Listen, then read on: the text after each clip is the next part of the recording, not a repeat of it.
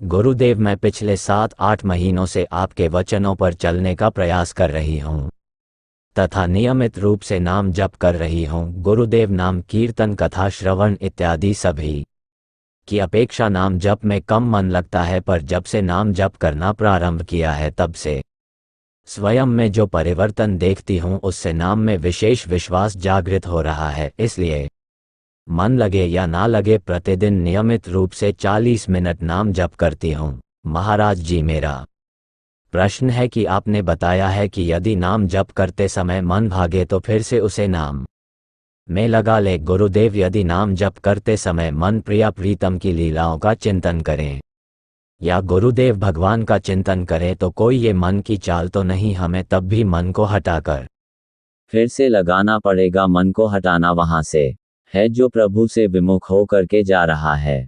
किसी संत का चिंतन हो रहा है, धाम का चिंतन हो रहा है, प्रभु की बातों का चिंतन हो रहा है, लीला रूप गुण। इस ये तो हमारा सौभाग्य है, ये हमारी साधना है। हमें हटाना वहां से है जो प्रभु से विमुख बातें चिंतन करा रहा है, प्रभु से विमुख हमें ले जा रहा है, वहां से हमें हटाना है। मान किसी महाभागवत संत का चिंतन हो रहा है और नाम चल, इससे बढ़िया क्या है? प्रभु के श्री विग्रह का चिंतन हो रहा है, प्रभु की कोई लीला का चिंतन हो रहा है, तो इसमें तो निषेध नहीं। यही सच्चा भजन है कि नाम चल रहा है और सत्य चिंतन चल रहा है, ये बहुत बढ़िया है। पर और भजन बढ़ाए, उठते बैठते चलते फिरते उसको मिनट में सीमित मत रहने दीजिए। 40 मिनट तो अपना अभ्यास का रखिए ही। बकाया जैसे पूछा लगा रहे, सोनी लगा रहे, रसोई बना रहे या घर की कोई भी कार्य कर रहे हैं तो हम राधा राधा राधा राधा बीच में, क्योंकि 40 मिनट नाम में लगाया उसके बाद फिर मन को छूट दे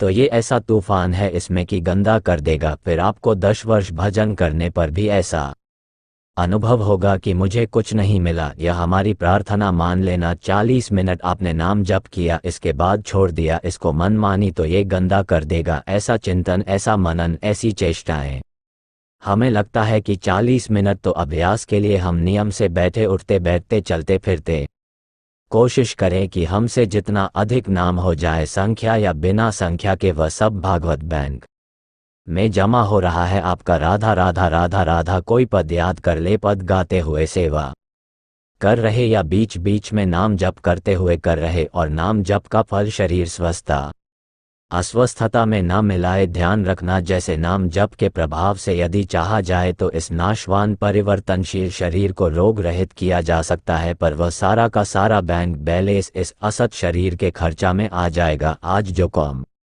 हुआ नष्ट हो जाए, नष्ट हो जाए। बुखार आया नष्ट हो जाए, ठोकर लगी कहीं चोट लगी नष्ट हो जाए। बचा क्या? भजन किस लिए किया जाता है? भगवान की प्राप्ति के लिए। इसलिए बड़े बड़े संतों में देखा गया वो हर कष्ट को सह लेते हैं। भजन का फल ये होता है कि हर कष्ट की स्थिति में हमारा भजन नहीं रुका, हमारी दिनचर्या नहीं रुकी, हमें अंदर से कोई कष्ट नहीं है, हमारा मन प्रसन्न है। भजन का फल यह नहीं होता कि जुकाम ना हो, बुखार ना हो या कोई कष्ट ना हो, नहीं, यह आएंगे और मिटाए जा सकते हैं भजन से। पर आपके पास बचेगा फिर क्या? और हमें प्रभु की प्राप्ति करनी है। हमें सबसे बड़ा दुख जन्म मरण से बचना है कि अब हमको ऐसे जन्म नहीं लेना जैसे अब जन्म हुआ, अब जन्म लेना है। अगर तो भगवान को साथ लेके आप हमारे साथ चलो, आपका यश गाएंगे, जगत मंगल होगा। अब हम कर्म बंधन से नहीं जन्मे तो भजन का फल कभी इसमें ना देखे कि हमें विपरीता मिल रही, विपत्ति मिल रही, बुखार आ रहा है, हमें एक कष्ट हो रहा है, इसका मतलब भजन काम नहीं कर रहा। ऐसा नहीं सोचना चाहिए। भजन अविनाशी है। यदि आप प्रयोग करोगे उस कोटि का भजन, उतना करके तो आपके रोग को नष्ट कर देगा, पर भगवत प्राप्ति नहीं होगी। इसीलिए भक्त जन के शरीर को भोग ले जो अपना प्रारब्ध है, और मुझे भगवत प्राप्ति हो जाए। भजन में बड़ी सामर्थ्य है। निरंतर भजन करने से जो चाहोगे प्राप्त हो जाएगा, और नहीं चाहोगे तो भगवान मिल जाएंगे, प्रेम मिल जाएगा। अच्छा, यहाँ जो चाहा वो कितने दिन टिकेगा? क्योंकि जब शरीर ही छूट जाएगा तो बोले शरीर के भरण पोषण के लिए तो चाहिए वो भगवान सबको दिए हैं, कर्मानुसार सबको दिए हैं, जैसे बने वैसे धर्मपूर्वक जीवन निर्वाह करो और नाम रूपी पैसा ये भागवत बैंक के जमा कर दो परलोक के लिए भगवत प्राप्ति के लिए। तो जब आपका अच्छा नाम जब एकत्रित हो जाएगा तो इस लोक के जो दुख देने वाले पाप कर्म है वो अपने आप भस्म हो जाएंगे। उसका प्रताप है जहाँ पाप कर्म भस्म, तो इस लोक में भी आप सुखी हो जाएंगे और भगवत प्राप्ति भी हो जाएगी। इसलिए मुझे लगता है केवल 40 मिनट में नाम को सीमित ना रखा जाए। उठते बैठते चलते फिरते माला जरूरी नहीं है, ये तो हम मन लगाने के लिए माला का प्रयोग कर। अगर आपका ऐसे अच्छा लगता है ऐसे राधा राधा राधा राधा, तो प्रभु गिनने कितने हो गए। हम हर श्वास हर क्षण प्रयास करते, हमें लगता है कि गिनने में कहीं ना कहीं हम भी पुष्ट होता है। हम इतने माला करते हैं और अगर हम वास्तविक ईमानदारी से श्वास श्वास पर भजन करें तो आपसे पूछा जाएगा आप कितना भजन करते हो, आप कहोगे हमें पता नहीं है। नहीं, वैसे नहीं, ऐसे ना वैसे, हमें कुछ पता नहीं है और अच्छा भजन हो रहा है और कोई जान भी नहीं रहा है। पर यहाँ तक पहुँचने के लिए माला की जरूरत है, वो काउंटर नहीं चकाउंटर।